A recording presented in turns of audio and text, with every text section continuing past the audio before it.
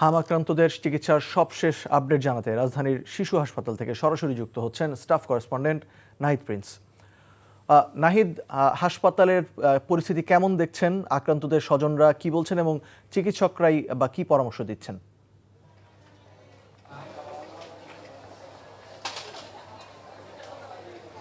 হাসপাতালে রোগীর সংখ্যা অনেকটাই বেশি। প্রতিদিন গড়ে 15 থেকে 20 শিশু এই বাংলাদেশ শিশু হাসপাতালে ভর্তি হচ্ছে।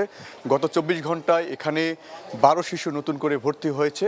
22 শিশু চিকিৎসা নিয়ে তারা চলে গেছেন। হাম আক্রান্ত রোগীর সংখ্যা যদি বলি, পুরো ওয়ার্ডেই ছড়িয়ে আছে রোগী শিশুরা। কারণ এখানে দূর দূরান্ত থেকে, ঢাকার বাইরে থেকে রোগীর সংখ্যা অনেকটাই বেশি। কারণ স্থানীয় পর্যায়ে তারা চিকিৎসা নিয়ে যখন কোনো কুল কিনারা পাচ্ছিলেন না, তারপরে তারা ঢাকায় নিয়ে এসেছেন এবং তারা নিউমোনিয়া বাঁধিয়ে নিয়ে এসেছেন। একদম হাম পরবর্তী যে ধাপগুলো রয়েছে, খিঁচুনি, নিউমোনিয়া, সেই আক্রান্ত শিশুরাই কিন্তু বেশি এই হাসপাতালগুলোতে।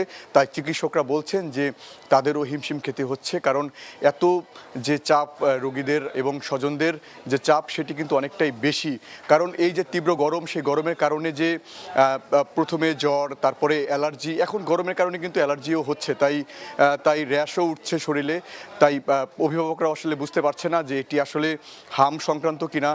তাই আসলে সেটি নির্ণয় করাটাও অনেকটা কঠিন হয়ে গেছে।